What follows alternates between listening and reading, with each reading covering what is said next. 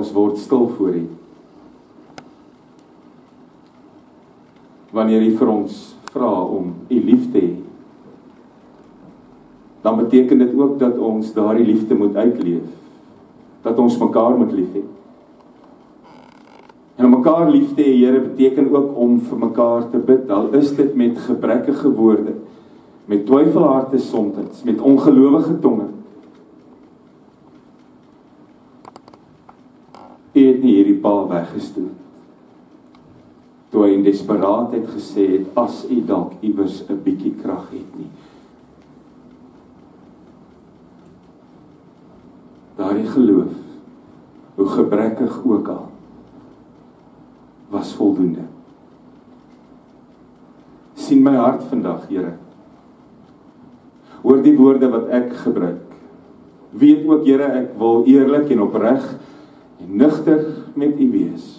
Weet ook, ek wil nie vir U iets sê en dit nie bedoel nie. Weet ook, Here, ek wil altyd my hart voor U kan oopmaak en alles kan deel.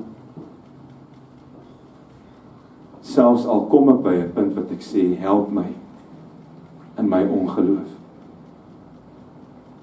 Here, in hierdie week wat kom, is dit daar waar ons vandaan kom, ons geboorteland, ons vaderland, is dit ook weer 'n tyd waar daar spanning kan heers. Wanneer ons medegelowiges, Here, vir ons vra om saam met hulle te bid, dan plaas ons hulle werklik ook weer vandag in U sorg.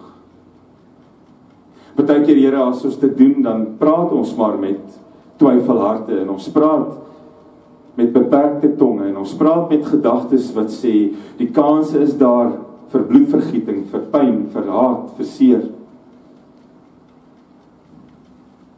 Maar dan hoor ek U woorde. Alles is moontlik vir die een wat glo.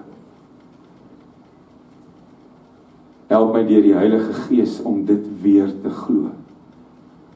Help my om in die woorde te leef, Here. Help my om hierdie woorde toe te pas. Nie net wanneer ek in hierdie week vir hulle bid daar ver nie, maar ook wanneer ek vir my mense bid, vir my gesin en my geliefdes. Op 'n stadium het U, Vader, U enigste seun gegee. Dit het my lewe anders gemaak. Gebruik my lewe tot U eer. Amen.